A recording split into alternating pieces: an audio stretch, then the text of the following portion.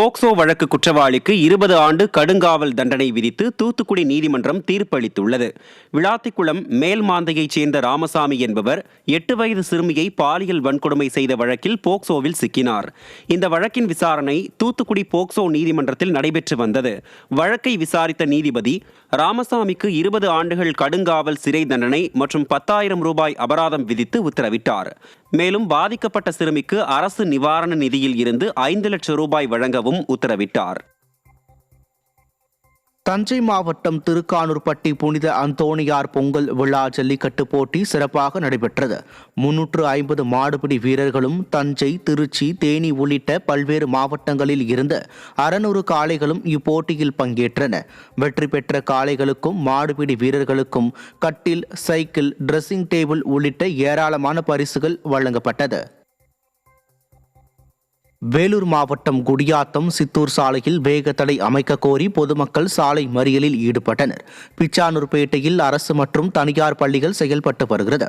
இப்பகுதியில் தொடர் விபத்துக்கள் ஏற்படுவதால் வேகத்தடை அமைக்க கோரி விடிய அரசின் நெடுஞ்சாலைத்துறைக்கு பலமுறை கோரிக்கை மனு அளித்தனர். நடவடிக்கை எடுக்காததால் பொதுமக்கள் குடியாத்தம் சித்தூர் சாலையில் சாலை மறியலில் ஈடுபட்டனர்.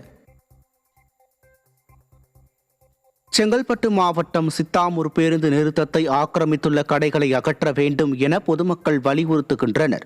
சித்தாமூர் பேருந்து நிறுத்தத்தில் பொதுமக்களுக்கு இடையூறாக பல கடைகள் சாலையை ஆக்கிரமித்து அமைக்கப்பட்டுள்ளது. இதனால் பயணிகள், பொதுமக்கள் கடும் அவதிக்குள்ளாகின்றனர். இதுகுறித்து ஸ்டாலின் அரசின் மாவட்ட நிர்வாகம் எவ்வித நடவடிக்கையும் எடுக்காமல் ஆழ்ந்த உறக்கத்தில் இருப்பதாக பொதுமக்கள் குற்றம் சாட்டுகின்றனர். செங்கல்பட்டு மாவட்டம் மாமல்லபுரத்தில் இங்கிலாந்து நாட்டைச் சேர்ந்த பள்ளிக்கால தோழியர்கள் 15 பேர் மகளிர் தினத்தை கொண்டாடி மகிழ்ந்தனர்.